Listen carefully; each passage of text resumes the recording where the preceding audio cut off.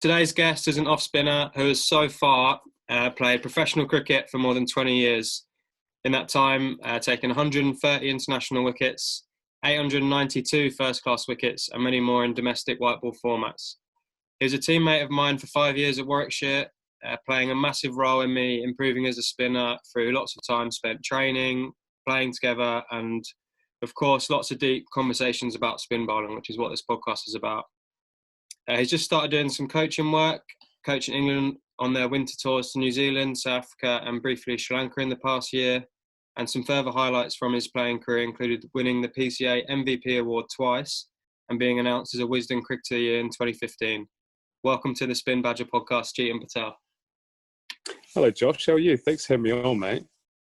Pleasure. I was waiting for you to call me. Actually, I was waiting for you to call me, to be honest with you. As soon as I knew you had a podcast out. Yeah. No, you were high on the shortlist of guests. So start at the beginning, mate. How did you start bowling spin? Am I right in thinking that you were a seamer to start with? Yeah. I think, we all started out, especially in my era, as seamers anyway. We just wanted to bowl fast, and being a Kiwi, a New Zealand lad, we all tried to emulate Richard Hadley, this Sir Richard Hadley, the great. And that's all we wanted to do, really. He was an all-rounder, I suppose, but first and foremost, seamer. So I think we all started out trying to be him. And then at the age of 15 is where I changed. It was real freakish stuff where my first 11 captain at school just asked me to bowl spin because I'd done it in the nets for a bit of banter, and we had a bit of success that day. And then following weeks after that, I started when I was at rep training for Wellington, underage stuff. They'd heard about it, so they're like, well, let's have a look. And it was something to work with. And then, it quickly transformed from bowling little mediocre away swingers to trying to bowl off spin with, the smallest fingers on the planet. But it was good fun, mate. It was a good little change. And it meant that I effectively tapped into a really small market at the time. There wasn't much going around. So a small change, but been forever challenging since. And and I think that's the best part about it, is it's such a challenge to be a decent spinner, full stop. Putting revolutions on the ball and understanding how you get about where you need to be and actions and all those sort of things. I think seamers in some ways, and if you spoke to a lot of them, I get angry at what I'm about to say, but I think they've got quite a simple art, running a bowl as fast as you can, trying to hit the same length, where we're trying to get the ball to do different things in the air and off the wicket all at the same time. Yeah, nice. Do you think that starting out as a seamer is maybe something that's helped you in terms of first of all, your mindset? I'd say you're very aggressive and kind of in your face spinner, and also I guess in being able to bowl pace, and then going back to spin, do you think maybe that made your action a bit stronger, or physically that made a difference? Look, I don't know, mate. I don't know. I made a change so early, probably at a really good age at 15. I think any later, if I'd made the change, I would have grown a bit more. I would have gone a bit. The muscles I was using to bowl fast. Well, I say fast, medium at the time. Would have evolved quicker, and therefore I would have been probably a little bit lopsided. But because I made that change early enough, it wasn't so bad, and I still had those 3 years or 4 years of growing at the right time to probably grow in the right areas. Look, I'm no athlete by any means, and I don't think anyone who's met me would consider me an athlete, but I think my athleticism when it comes to cricket has actually been able to bowl and just bowl and bowl and bowl, and that's probably one thing I've always done from the age of 4 or 5 is just bowled. Batting was, I've always enjoyed batting, but it's not my go-to. So if there was never an opportunity to pick up a ball, then I would bowl as opposed to pick up the bat. So growing up, getting stronger and faster and fitter, well, I think it was more just an understanding of what I needed from my action. And those years between 15 and 25 were probably my best years technically, because I had such a simple action and I didn't really have many people, too much input. It was quite self-owned, I suppose. it was mine. And it was a very simple action. Then, things changed later on, but fortunately I had some good people around me post that to be able to help out. But look, it's for me, if I was ever to talk to young spinners about stuff, it's just bowl as much as you can, and don't. And suppose what I did was never neglect your core skill, which is, for me, an off spinner. There's no point in trying to bowl leg spinners when, I'm going to bowl off spinner in the game. Yeah. Even though I tried to bowl leg spinner. Yeah, well, that's definitely a question for that. Actually, something you spoke about there is, I'm going to kind of skip forward to what I planned and ask that, and it's about the physical side of you. Like, I think, like you said, like, I'm not saying this, but some people might say you're not a traditional like athlete. But for me, like, first of all, like, spin is a skill. So as long as you're fit enough to deliver that skill, that's the main thing. And I think as these podcasts go on, I'm going to talk about fitness for spinners and what is important. And you also spoke about bowling a lot. And I think particularly like in the last, I think about 9-10 years, and certainly since I've known you, like, you backed up loads of seasons. Like, I've seen stats that you've bowled the most overs in first-class cricket in the world. So, like, what do you think's enabled you physically to be able to do that? Oh, look, a lot of it is circumstance. So a lot of it is the game situation where, you might have hot summers and therefore dry wickets and therefore you bowl more, or you're relied upon to do a job for a long period of time and you have success, so therefore you keep being used. And as a spinner, you're not considered someone who gets tired. I mean, some people consider you will understand when you get tired, but most of the time, you're still fresh. Like, being able to bowl a lot of overs is also a mental thing. I want to compete. I don't want to sit at mid-off or out at deep square and field. I want to be able to get in the game and I want, like you said earlier, get in people's faces and have some fun with the game and explore my art. I love the battle, so that's the other side of it as well. And if you are like that, and it's very hard to get the ball out of your hand when that's the situation, because even your captains are intimidated by wanting to take the ball off you. But look, I suppose ultimately I love bowling, so, and I love taking wickets and I love getting off the park. And I think that's one of my mantras is, like, doesn't matter how we get them, let's just get off the park. And 10 wickets is hard enough for the best of days, so let's just get them as quick as we can and get out of there. Talking like more about that, just playing back-to-back seasons, I think that's something I think's been key for my success, and like just going away in winters and bowling a lot of overs in games. Do you think that's had a big impact on you in terms of just having that, I guess, control, because you do it so much? And also, like, when you get into a game, like, you're getting in a battle, it's not a big change of like, going from the nets to a game. Like, you're just playing games all year round, so you're always in that mindset. Certainly, mate. And I would always recommend that to any spinner as well. It's just, like I said earlier, bowl. But the biggest challenge is we tend to bowl so much in nets that we forget that we have to play games. And in a game, there's different pressures, there's different adrenalines, there's different scenarios that we don't get to practice in. We don't get to practice in nets. We may be given the job to go at twos. We may be getting the job to take as many wickets as possible. We may be on an absolute Bunsen wicket, a spinning wicket, a raging Bunsen that then we're the opportunity to take 10 wickets. And where it's me and my partner down the other end, or the 3 or 4 of us that are working together. You don't always get those scenarios in nets. When you get those scenarios in nets, it's been able to smart enough to be able to go, right, okay, this could be a day 1 wicket, this could be a day 2, 3, 4, or 5 wicket. But playing in games and bowling overs, there's nothing replicates that. Like, I'm not taking away from S&Cs, and I'm not taking away from physios and stuff in terms of looking after your body. Yes, there needs to be some sort of level of fitness, but ultimately being bowling fit is to be able to bowl and bowl and bowl. And we get asked to bowl lots of overs and lots of long spells. So we have to be able to do that. And the only way to do that is to practice it. But the best practice ultimately is to play games.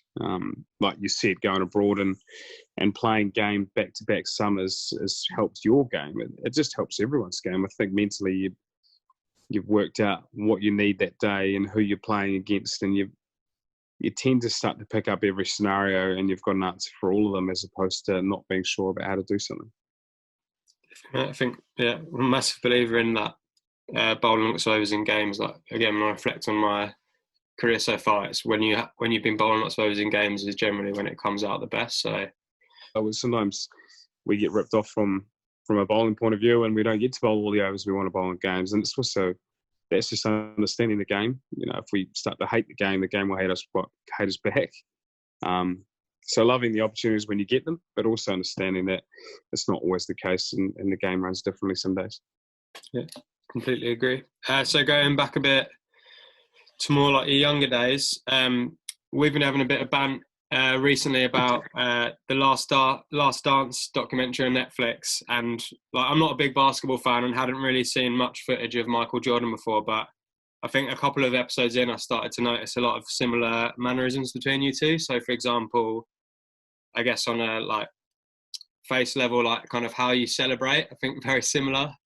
He obviously always wears a sweatband, which I think you always do. And I remember watching a bit of the South Africa tour where you were coaching this year and you also had a sweatband on there. So I'm interested in your theory about that. But I think on a more complex level, like I think the behind the scenes footage where you see Michael Jordan, like the standards he demands of his teammates and his like complete competitiveness, like I just think there's a lot of similarities there. So like, is Michael Jordan someone that you looked up to when you're younger, and is there anyone else who you kind of really, I guess, looked up to and had as a role model when you're younger? Oh, look, man, when he obviously started in his rookie season, 85, I was only 5 years old. So it was probably more his latter years, 93, and then coming back in 96 and then winning those 2 titles there. But like Jordan was Jordan, mate. Jordan took over the world, and he was the most amazing sportsman ever. And then, almost straight after came Tiger. But like watching The Last Dance has been immense because it does bring back so many memories, and it made me realise how much I'd forgotten as well. I wouldn't say that I have emulated anything of Michael Jordan's in any way because he's an immense superstar. But I did love his competitiveness, and I don't like losing. And I think anyone who plays with me understands that. And it's not a dig at the game in any way, but I just don't like it. And in fact, a lot of the time I'll take it personally. But that whole demanding of my teammates to want to have that sort of that I suppose mentality, I may have taken a little bit too far at times. But I honestly believe like we're out there to win games of cricket, especially at the level we're at, and we're out there to do ourselves proud. Because what's the point of doing something we're not happy with? There are times we're going to let ourselves down. Fine, and I understand that, but. Is it okay to do that, or are you really just doing this because you're ticking someone else's box? For me, it's always going out there and trying to win whatever position we're in, just win the moment, and then try and do that however many times there are in a day that there are opportunities to win those moments. And I think, watching The Last Dance, it felt like a good reminder of, mate, sometimes you just need to chill out. Jeets, you just need to chill out, mate. Like, it's not the be all and end all, but I suppose when I cross the line, mate, is it white line fever? Maybe so, or is it just an excitement of another game to win? Yeah. It's got nothing to do with sweatbands, by the way. Yeah. Yeah, like I said, it was interesting you coaching with one on, but there you go. So in the first episode, we had Parky on, and on his you're actually playing in this game. On his first class debut, he got 5 for. And that's something that you did as well on your Wellington debut. Like, what do you think in the kind of years leading up to that, what enabled you to come straight in and be able to take wickets straight away? Look, I think the one thing I'll say on that is being able to bowl overs. So we went up to Auckland to play, and it was, my debut game for Wellington. And we got asked to bowl first on a real flat wicket, and I ended up bowling quite a few overs. So I should have really taken Pfeiffer for the effect amount of overs I bowled in hindsight. But to be able to keep doing it, time after time for the captain to say, yeah, keep going, mate, or have a rest, come back and keep doing it again. I think that was the one thing. And I bowled a lot of overs leading into that game. I hadn't played much at all, but but I played a lot in the twos, and we used to play a lot of cricket over the weekends here. So we'd play obviously Saturday, Sunday, but then over all the long weekends, bank holiday weekends. So our two system isn't as good as it is back in England, but we'd try and play as much as we can. And I was, training 5-6 days a week with different teams. So I had my overs up, and well, maybe I just got lucky, mate. But yeah, well, 50 odd overs in that innings, and I ended up walking over 5 for, but we got beat, so it doesn't really matter. Like, we got beat quite heavily, and but I will say, 50 odd overs on debut was a certainly awakening to how hard this game is at that level. Definitely. I don't know if you remember my championship debut in that game against Sussex. Got for a lot of overs, but not quite 5 for.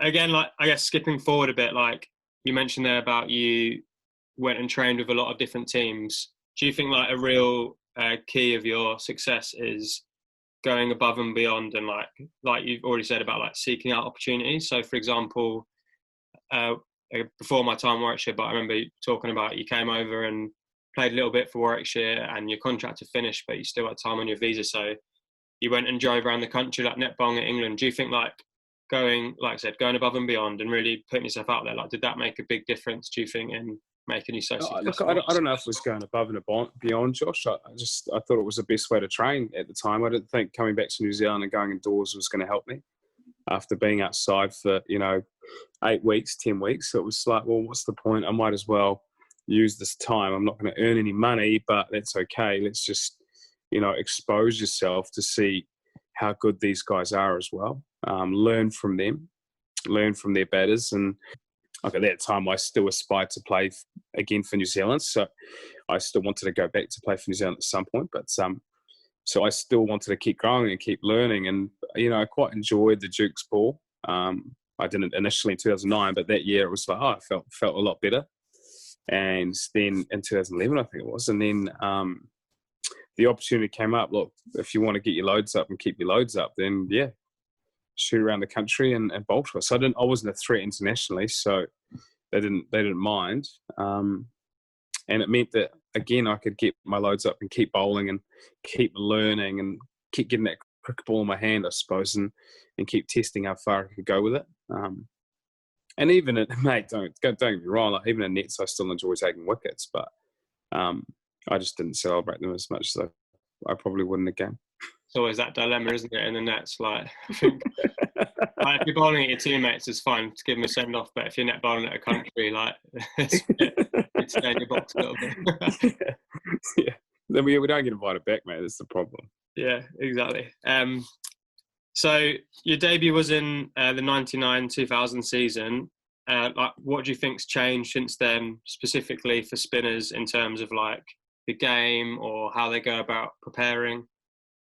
I think the game's moved again.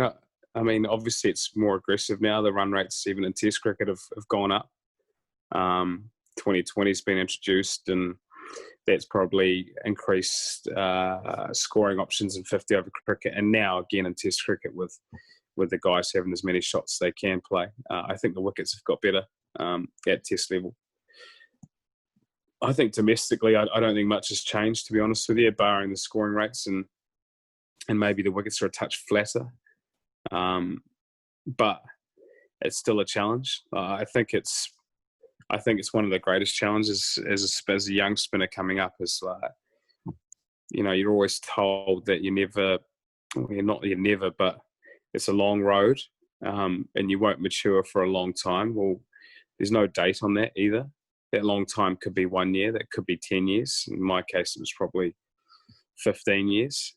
And maturity isn't something that just sort of, you open the front door one morning and it's sat there in a parcel. It's, it's earned, it's time.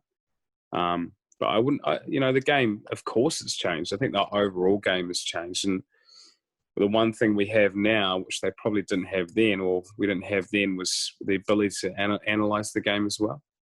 The slow-mos and RPMs and being able to put biomechanical dots on people to work out what exactly it is they do and how they do it. How they're getting the ball to drop, physically see data and analysis to give you that. I think that's a real big tool for young spinners growing up, is to see what it is that's actually happening, and then working out why. And I think if we can work out the why, we can actually work out the how to do it. Why does the ball do this if it's got this revolution on it? Well, if we can understand that, then it's easier to do as well. Skipping forward a little bit to 2005, must have been a really proud moment for you and your family to make your New Zealand debut. I think especially in the first half of your career, you would have been around when Daniel Vettori was playing. How was your relationship with Vettori, and what was it like on probably a lot of occasions, being second spinner?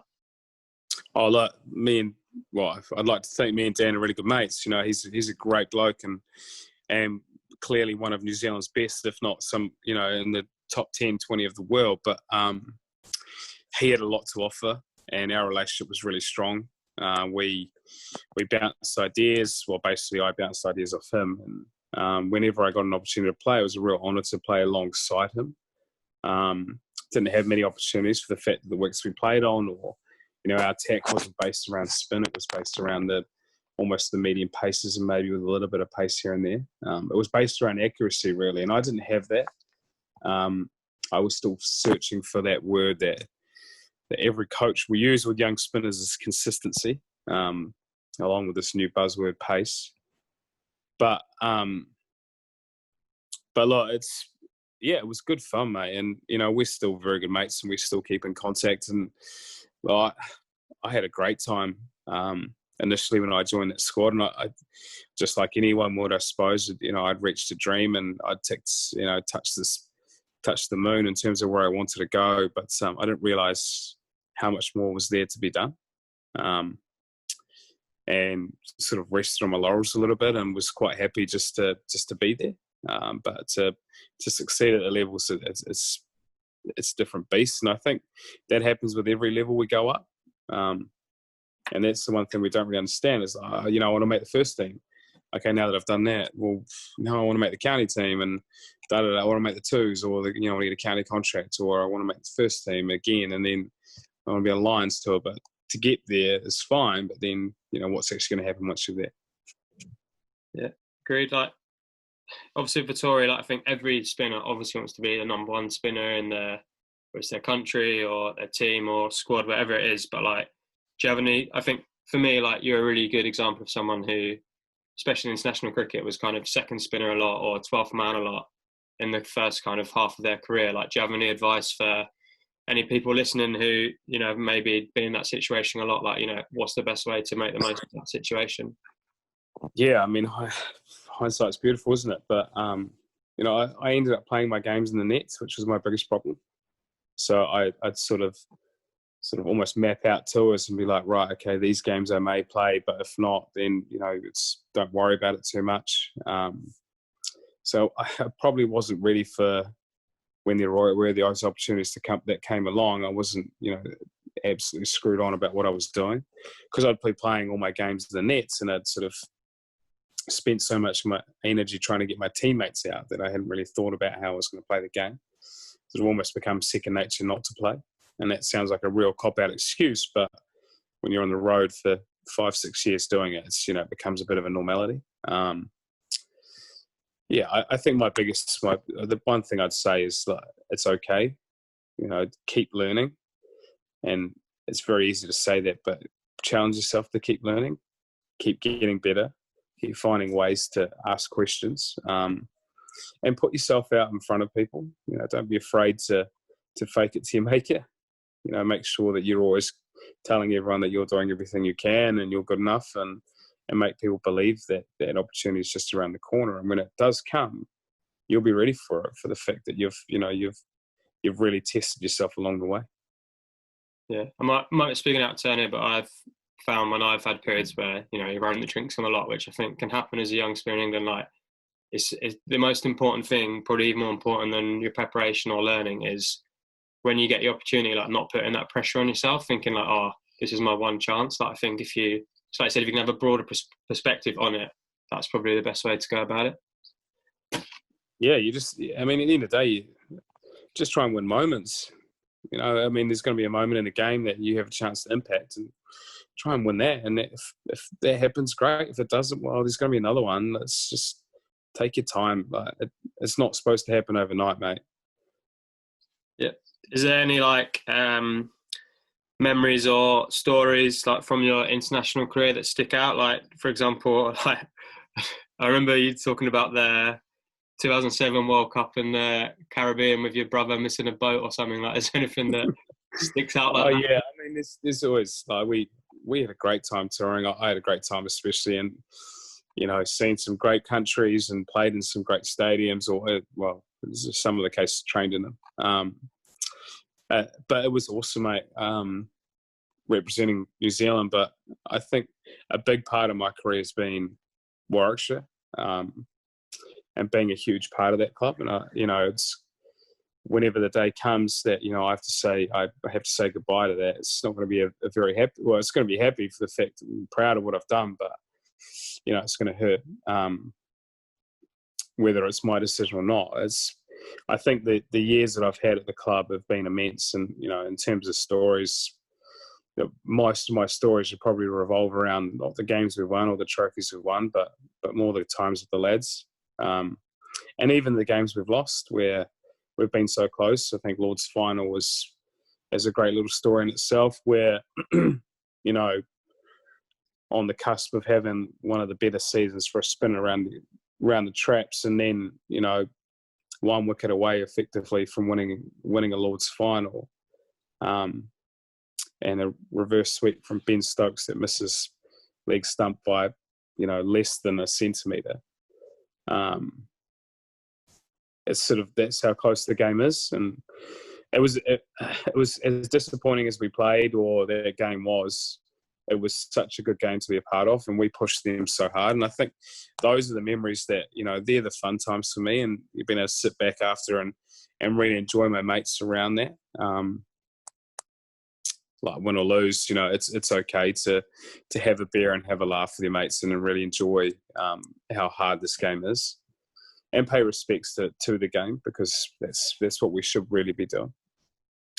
I didn't actually have anything about that game in my notes, but I know just from speaking from definitely mates who are off spinners. So like, there's a guy who I know is massive Badger, so he'll be listening to this, Charlie Taylor. Like, he always talks about that spell from the 2014 final. Like, he'll just watch that on YouTube. Like, I think that's for any spinner, but especially a thing spinner like that, is pretty much as good as it gets in terms of a spell. Like, and I remember on that day, like, it was either ragging or skidding. Was that like intentional, or was that quite a bit of natural variation that day? You know, what happened there?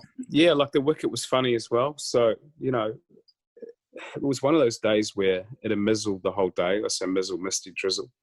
So the wicket was sort of wet, tacky on top, but there were skiddy patches. And I remember Nick Knight talking about, you know, seam position, and this is the one that spins, this one that doesn't. I was like, I have watched that footage, but it came up on the big screen, and I looked at Tim, and he looked at me, and we both laughed, because they were both the same delivery, but one just happened to skid and one didn't. One may have hit the seam and one may not, and that's the beauty of the art we have. You know, we have this ability to have the smallest, subtlest variation that no one can pick, not even TV cameras can pick, but yet it's seen as a big difference in the game.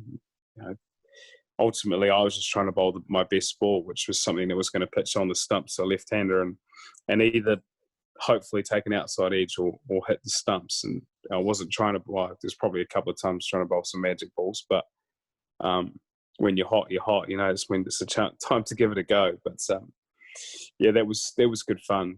There's certainly space for variations, but unless you master your core skill, whether it's a leg spin or off spin, and you know, I think a lot of people that know our relationship, Josh, would understand what I'm talking about. Is, you know, your core skill is your core skill, and you have to master that before you can then even think about how you're going to use the other skills to help you. Yeah, I think that's something that we've definitely spoken about a lot. And even in the first episode, Parker, we spoke a lot about Stu McGill's theory, which is, you know, your best ball is your best ball for all situations, in all scenarios, all conditions. So I think that is really important for young spinners. But talking about variations, you know, obviously on this podcast, we can talk a lot about leg spin variations, but for you as an off spinner, like, do you bowl an arm ball? Do you have any other variations that you bowl? Yeah, traditionally I grew up with that traditional arm ball with the finger behind the seam, so the finger runs down the seam. Vittoria used to bowl it, Swanee used to bowl it, and it's sort of, for a right arm off spin, it would shape away from the right hander. It would look almost like it was drifting, but it wouldn't spin back, and then you'd hope it would take the outside edge or beat the outside edge for a stumping or whatever it was, or bowling to left-hander, bring the pads and the stumps back into play. And then I went away from that. It became a bit obvious with the seam position. I think people now, especially with white ball cricket, can pick up the seam a bit better. Well, because you think the seam's easier to see in white ball cricket. Yeah, I think against the white, the green and the white is probably a touch easier to see. And also it comes out a lot quicker. There's a lot more on it. So I found it very hard to keep my natural pace, which is quite quick anyway now, but when I went to my arm ball, it was sort of, because it was less traction, less friction from my hand, it would come out a lot quicker. And I think if you really think deep and hard about, the more friction there is on something, it should effectively be slower through the air, or slower to react. And so I went to what I call a slider, but from baseball really, where it's almost like a UFO saucer sort of thing, where that meant I'd have to spend a lot more time on the back of the ball, but instead of coming down the back like that, it would be more coming around the side.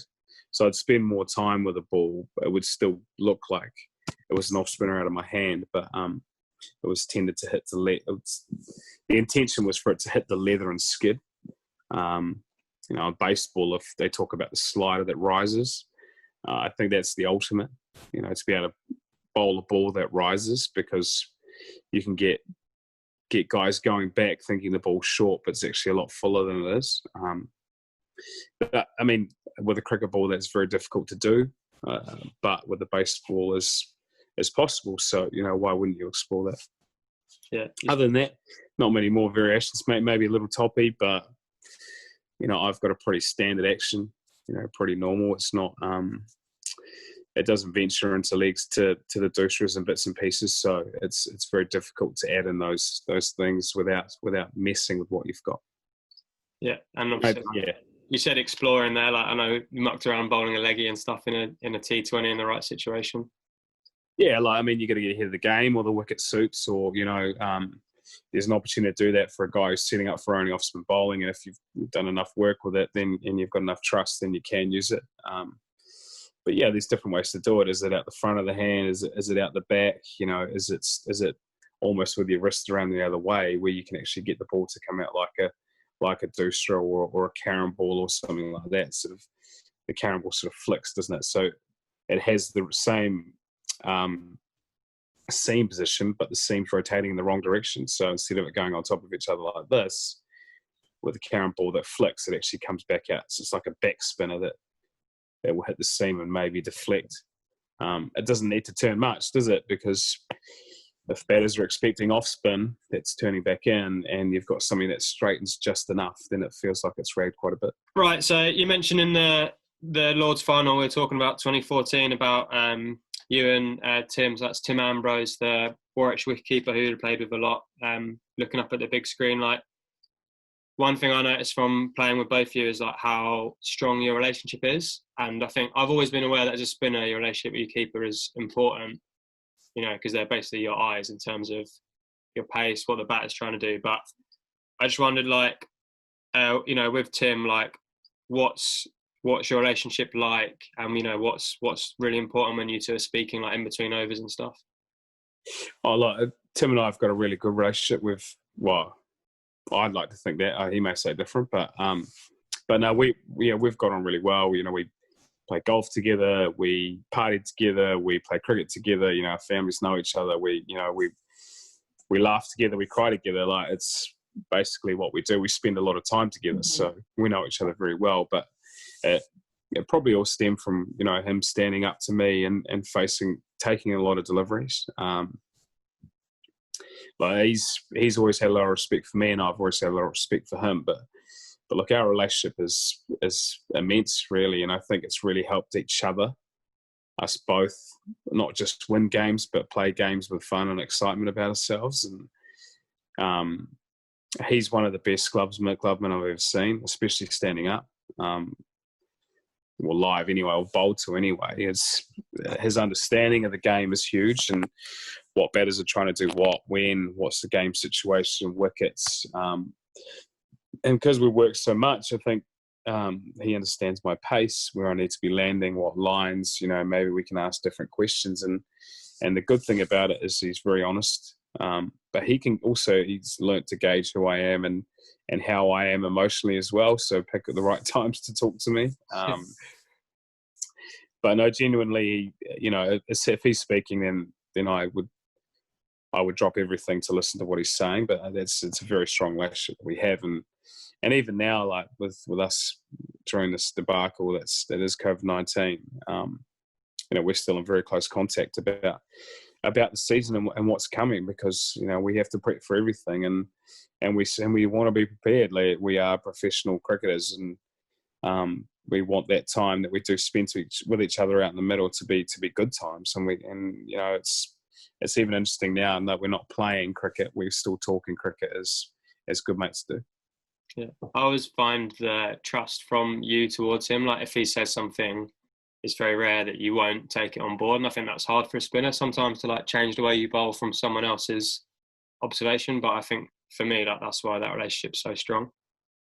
Yeah, look, I mean, we've both had to earn each other's trust, I suppose, with that he's earned the trust that if he asks me to do something, that A, I'm going to do it, or B, I can do it. And the other way around is that he's doing this for us and for me. It's not for his own win, it's for us. And look, we've all both got the same thing in mind, and it's just get the 10 wickets and get out of there.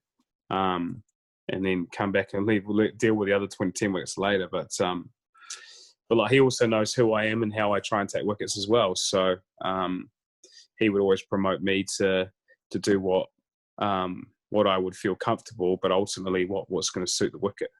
And at the end of the day, that the relationship that we have to have with our keepers is huge, because we can let go of the ball from one end, but that's 22 feet away, or yards away, sorry. And once we've let go of the ball, we can't really control it. In fact, we can't. But we don't really know how it reacts down the other end, because we're not there. So it's either the batter that can tell us, but I doubt the batter's going to stop and say, mate, why don't you change the field or do this? Or your keeper. And having a good keeper and a good first slip, having that understanding of what's actually happening down there, and then being able to use that information to cause trouble, really, whether it's to take wickets or to slow the run rate. Yeah. You spoke about some of your favourite memories in the game are, that celebrating success with the lads. We've actually had an anonymous question written in here. So obviously I can't reveal the source, but all it says is, have you ever been set on fire? Yeah, I think I know who that question's come from. And well, we had a really good night one night, and someone set me alight just through a bit of banter. But fortunately, I'm still here. No issues. A bit of fun as well, I'll say. Good answer. Right, so back to some more serious issues. We touched a little bit on your international career. Obviously, there's a bit of a break between games, when you're playing a lot for Warwickshire. Also, even going back a bit before that, I think, before you even played a lot of seasons back-to-back for Warwickshire, was your relationship with Ashley Mallett. And I know we spoke a bit about this, but, could you just expand a bit on how it came about to start working with him and some of the stuff that you did together? Oh, look, Ash Mallett I saw when I was 18. I'll go back to before that. I think as everyone will know, you'll come across a lot of coaches that you either get on with or you don't, or, you sort of understand, but you don't really, or, you're not quite sure. And growing up, I didn't have much in terms of assistance with spin bowling. I don't think there was much floating around New Zealand to help at the time. There were a couple of good guys that, you could see, but you see them very rarely. Then I came across Ashley Mallett. Well, I actually saw another bloke first, but I didn't really get on with him, so I flagged everything you said, which isn't the right way. There's, everyone's got something to offer. But Ash came over to New Zealand and the High Performance Centre down in Christchurch, and I was in the academy at that point. I was 19, I think. And we got on really well, and, you know, he was perfect for what I needed. He had a simple action himself, but he'd also worked with people with simple actions, so it was very easy to communicate. And we kept in touch sort of on and off, and then when we really sort of got together was when I was having a bit of a huge down patch in my career. And he just emailed out of the blue, mate, and said, "Oh, look, how you getting on with, you know, da da da. I don't see the 19-year-old in you anymore." And I was like, "Well, it makes sense. I'm 31. Like, why would you see a 19-year-old?" But the reality is, Woody, he wasn't seeing the fun, excitable, simple spin bowler that I was. He saw someone totally different. It was chasing something that wasn't there. So it was actually quite cool to go back to seeing him as a 30-year-old, early 30-year-old, and after playing for New Zealand and looking at what was next in my career or my life, and reassessing everything I had, and we rebuilt my action to what it was when I was a youngster, and we started again. And, you know, I owe a lot to him, and I think for me, he was really, really good to work with. For others, you know, it's the normal case. He may not bounce off those same ideas, but we got on, we understood each other, and the message was got across really well. Brilliant. I think that's always good to have those people that you can lean on, even if they're, you know, not in the environment you're at currently. It's good to be able to have those honest conversations. So in your international career, you played cricket in Zimbabwe, South Africa, New Zealand, India, Australia, West Indies, Scotland, Bangladesh, Ireland, and England. Don't know if I've missed anywhere there, but, you know, I just want to ask you about bowling in different conditions, and for you, if you change much in how you bowl in different pitches or in different countries. Yeah, I mean, so true. Like, different pitches require different skills. So, you know, you have to have understood how you're going to do that. More, okay, what are the conditions going to offer you, and then how are you going to use them into advantage, as opposed to going the other way and saying, what aren't they offering me? Because if they're not offering it, then there's no point in talking about it. What are they going to offer? For example, you may go to Bangladesh where it's low and slow. Well, what is it offering? It's offering low. Okay, so it's very hard to hit a ball that isn't bouncing. You know, and so how can we use that to our advantage, as opposed to trying to go put more overspin on the ball to get it to bounce? You know, if we're trying to add bounce to a ball on a ball that's not bouncing, then it becomes easier to hit, becomes easier to defend. You know, it becomes easy to get onto the back foot. So maybe thinking about what the wickets will offer as opposed to not offer. It's a really good way to look at it. And in New Zealand, Australia, someplace in South Africa, you're going to get a lot more bounce. Okay, so how can we use the bounce? It's not going to spin as much, but we're going to get bounce. You know, if you play in Wellington, for example, where it's really windy, you can use the breeze to shape the ball. You may not get to spin the ball, but can use the breeze to shape the ball. Can you get it to dip on guys? Can you get it to shape away, or even shape back into the right-hander?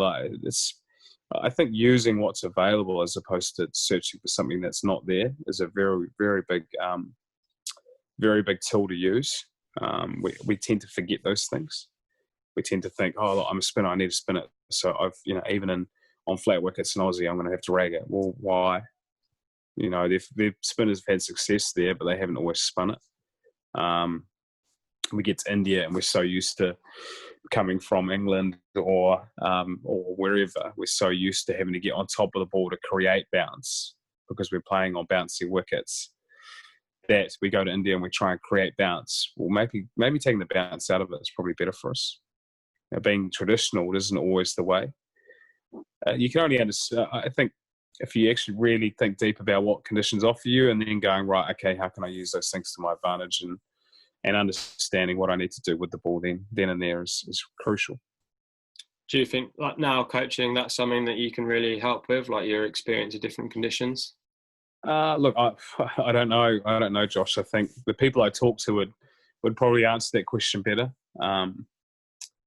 Like, it'd be nice to pass on some of those experiences. but ultimately, let's win what's in front of us, and let's not get too caught up with too far down the track. And right, let's win today, and then we'll think about tomorrow. But ultimately, it's trying to gain enough skills and tools and understanding of them, so that whatever we come up against, we're sort of prepared for, and we can understand how to use them. Yeah, and I guess a similar question, but I guess more about your playing side now, and how you change things in different formats.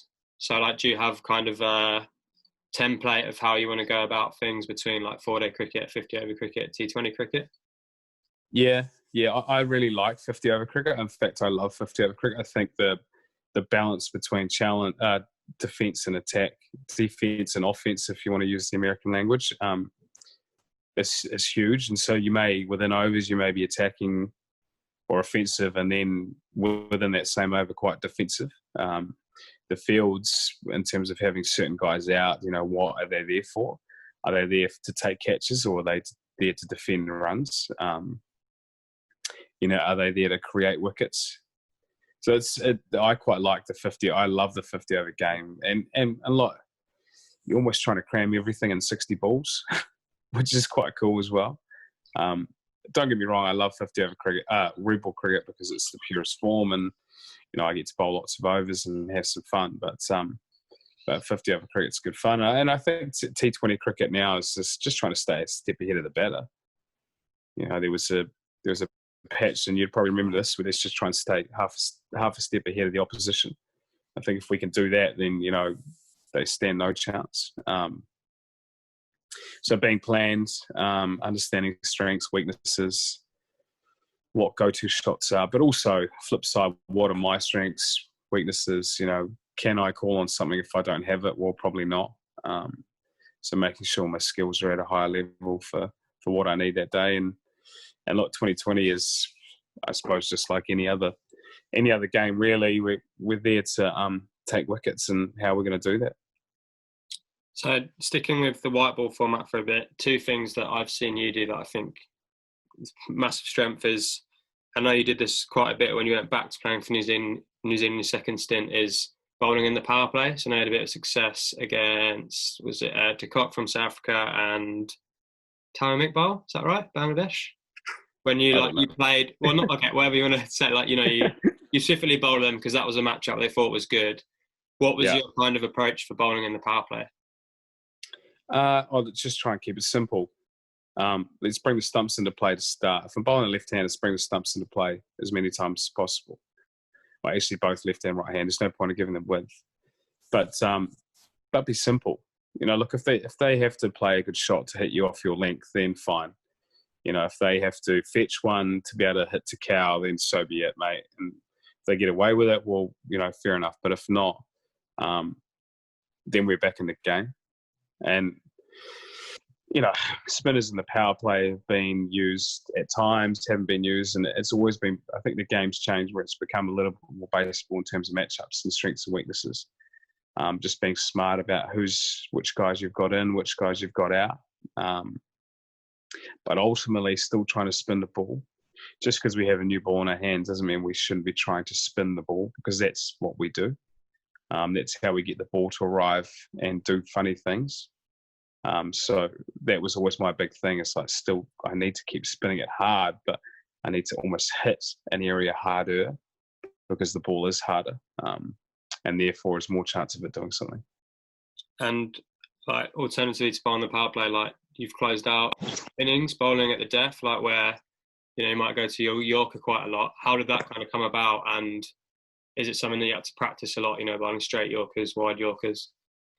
Yeah, look, I reckon I probably got picked for New Zealand because of one game where I did bowl Yorkers. And I just happened to have Steve Fleming in playing for us in that game, and he was like, that's probably the best death over he's seen. So, like, it was a long time ago now, but maybe it was the seamer in me as a 15-year-old understanding, Yorkers are pretty key. But yeah, I think being able to hit the hole as a spinner is a difficult ball to hit, because batters are looking to run at you or to create depth in the crease. And if the ball's landing on the crease line, then it means you can't sweep. It means you have to lap, or if you're hitting the hole, it's very hard to hit anyway. But there's no pace either. It's not like it's 130 k's where you can use the pace and really deflect it into places you want to hit it, or get inside it or get outside it. You've got time, but you almost got no time because of it. So yeah, there was a bit of success. Now the game's changed now, and I wonder if the York is still in play as much as it was, and maybe it's more of a surprise delivery. But to be able to hit the stumps, anything that hit the stumps is pretty key in white ball cricket. Yeah, massive believer in that. So sticking just with white ball for a tiny bit longer, is analysis of other batters something you do a lot? Well, I know it is, but just as a question, for an example, I'm going to take you back to a game against Worcester when you have Colin Monroe, who would have played against New Zealand, but kind of switch hits a lot, and I remember bowling with a deep point and a deep extra cover, and kind of having the leg side man up. And I think that's to have that kind of, I guess, cricket IQ to think so outside the box, having that field, I thought that was something that was really impressive. And so is analysis something that you do a lot of? Yeah, yes and no. Look, there's only a few things I want to know about batters. I think everyone now, especially at that level, can play a lot of the shots. You wouldn't get to that level as a top order batter if you can't run down and hit guys straight, or slog sweep, or sweep, or most of the guys can do everything, but there's some people that just can't do something. So it's nice to know, or don't do it as often. It's nice to know probably what their go-to is, as opposed to where they always hit the ball. So there are going to be percentage areas where they don't hit deliveries because they're just not that good at it, or would prefer not to. So knowing those things is quite handy, especially in white ball cricket, because you may be able to shut down one part of the ground and therefore use fielders smarter in different areas, and it helps you then to be able to attack and defend, because you may want to lure someone into playing their favourite shot, because that may be the way to get them out. But also you may want to be able to protect an area where they're very good at. Some guys, I suppose, spins change again, playing spins change again, where now guys are willing to hit back into the spin and not so much with the spin.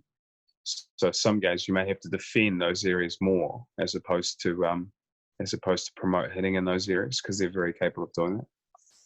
But yeah, I mean, it's nice to know some things, but you can't know it all. And I think also you forget that when you're out there, you're playing the game. You've got to play what's in front of you. You can't always play a stat or an analysis. Sometimes it helps, sometimes it doesn't.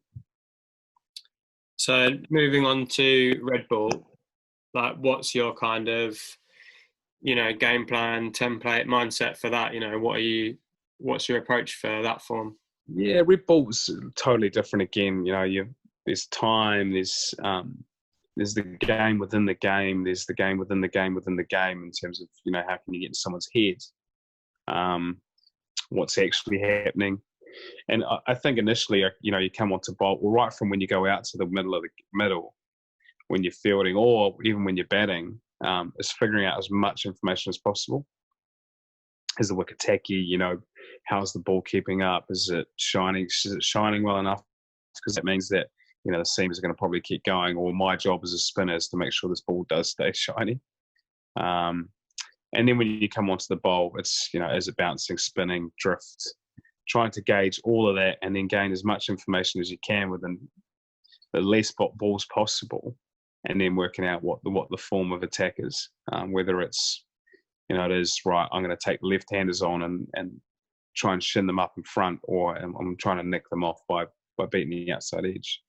Right-handers, maybe it's playing with the outside edge and therefore having an offside field as opposed to having a leg side field, or the other way around. Do you need a bat pad, or am I better off having a silly point? Trying to gain as much information as possible, and then playing the game as the game runs, and still having analysis and data and stats in some ways to back up the decisions you make. But ultimately try and gain the ascendancy of the advantage of going, right, what have I got today, and working with that. Yeah, I think one thing I really enjoyed was, I think it might have been last winter, so when you're playing for Wellington, and it would have obviously been ragging in New Zealand some game and you're bottom with two short legs, something you don't really see that much. Yeah, it's a big game situation. There's all sorts, mate. Yeah, you know, like if you're chasing a win and you've got X amount of deliveries left, you want as many field as you can count the bat, especially if they're defending. Maybe it's spinning lots. Maybe, you know, they just seem to be getting the ball to land in an area where there's no one. So it's okay to try and make up fields along the way as well. We don't have to be politically correct in terms of where we have fielders. As long as they're, you know, got this right safety gear on, then it's okay. Yeah.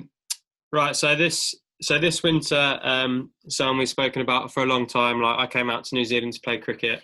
Ended up playing in Christchurch. I remember the day I landed Christchurch Airport, turned my phone off. First thing I see, Jeetan Patel appointed England spin coach. So I thought, brilliant. I come all this way to see you, and you're not even going to be there. But, you know, like we got to see each other, which was good. I saw your penultimate game for Wellington, and so obviously you moved into coaching now. You know, what do you think you can offer as a coach? And, you know, what's your, I guess, almost like coaching philosophy? Like, you know, what things are you going to try and implement? Look, I'm off as a coach. I don't really know yet, Josh. I'm still trying to work that out. You know, I'm not 100% set on being a cricket coach or spin coach. I like the thought of it. I think there's a lot for me to offer in terms of the times I've been through, the learnings I've had, the cricket I've played, the overs I've bowled. But that doesn't mean, you know, I can then portray that message. I've still got to learn to be able to do that. I think some of the things I'd like to pass on is, you know, is understanding the whys and hows of how we go about our job, and maybe learning from some of the lessons I failed at. Taking a chill pill, you know, like, and just relaxing and enjoying what is the best time of your life, and that's, you know, playing cricket for England or for Yorkshire in your case, or Warwickshire in my case, or whoever it is. At the end of the day, we're playing a sport for a living, and maybe getting perspective on that. But like, yeah, that stint with England was amazing. You know, I really enjoyed that T20 stint in New Zealand, and, you know, it was a good series. But then to go on to South Africa and do a job there was fantastic as well, and work with some young spinners. But then at the end of that series, have the white ball where Mo Ali and Dil Rashid come back into the squad, and these guys are exceptional bowlers, exceptional cricketers, and to be able to influence them in some way, whether I did or not, or to be able to help with ideas, was pretty special. And, you know, it's a pretty lucky situation I put myself in to be able to do that. I'd love to do it. I'd love to keep going forward with it, but I think in terms of my philosophy, it would be to never forget your core skill, who you are and what you are. The day we start to leave that behind, I think we start to forget how we got to where we got to. And obviously, when we're under the pump, mate, what's the first thing you'll go to? And that, I know you'll go to your leg spinner. I know that, you know, to a left-hander, you'll go over the wicket and bowl wrong and across them, because that's your core skill. That's what you're best at, and that's what you trust the most. That's not a slide on you in any way, but that's perfect. But if you don't have the trust in that, or you haven't put that enough of those deliveries in the locker, then you'll never be able to always call upon it. And so that'll be the one thing that I'll keep coming back to is, you know, look, ultimately, what is your core skill? We need to keep nailing that day in, day out before we start to explore the bigger game. And of course, there's times to do that, but ultimately, it's keep being true to yourself. Definitely. I know just from speaking to Parky and Don Bess and stuff, like, I think it's exciting to potentially have you involved with the England side and spin coaching. I think even for any county spinner coming through, and including myself in this, you know, everyone wants to play for England. So I think, you know, hopefully that going forward, you can have a real impact on people's careers and stuff. So I think it's an exciting time to be a spinner if you're going to be involved. I'd love to, Josh. And I think I've already said this on record to other people, I think there's a lot of talent in England to do that. And I think there's a lot of exciting opportunities for English spinners, but it's just not going to be easy. That's all. You know, it's not going to be your turn this week and someone else's turn next week. It's actually going to be a lot of hard slogs. So, like, I think there's a lot of talent. There's a lot of guys that have got a lot to offer. and with the different formats now, like especially this summer, it could look very different for everyone, where they may even have 2-3 teams lining up. So there, again, more opportunities for more guys. Yeah. Spot on, Jeets. Right, so coming to the end, mate, you've been really good with your time, so thank you. Just going to finish with, I guess, a couple of questions. Just going to ask you to give one bit of advice to a spinner on the field and one off field. It can be completely away from cricket. Off field bit of advice, so yeah. Well, let's start with probably the easy one, which is on field. Is it the easy one? I don't know. One bit of advice about cricket. I think making sure you're always up for it. But I know that sounds like a really simple thing to do, but there are times we can't be bothered. There are times to be tired. There are times to, like I could be elsewhere. But I think understanding that we've got one of the best jobs in the world, or we could have if we're a young spinner growing up, is that when you're out there, make the most of it. Really enjoy being out there playing cricket. And if you're making money, great. If you're not, well, this is a great avenue to make money. It's not all about money at all, but there's certainly that I suppose pot of gold at the end of the rainbow if you chase it hard enough. Off the field, just work hard. Like, I know that's, again, sounds really simple, but day in, day out, there's a job to do. Whether it's in the gym, whether it's, analysing, doing data stuff, whether it's training, whether it's even just being a good bloke, just work hard at it. It's not, it's not supposed to be easy. And that's the one thing that I probably learnt along the way, is that a lot of things were maybe not so much given to me, but, I got lucky at times. But you've got to earn that, and, consistently wanting to earn that right to go out there and perform is not just done on the park, it's all done off the park as well. Spot on. I think that's a really good note to finish on, Jeet. So, yeah, thanks a lot for your time, mate, and hopefully I'll see you soon. Cheers, Josh.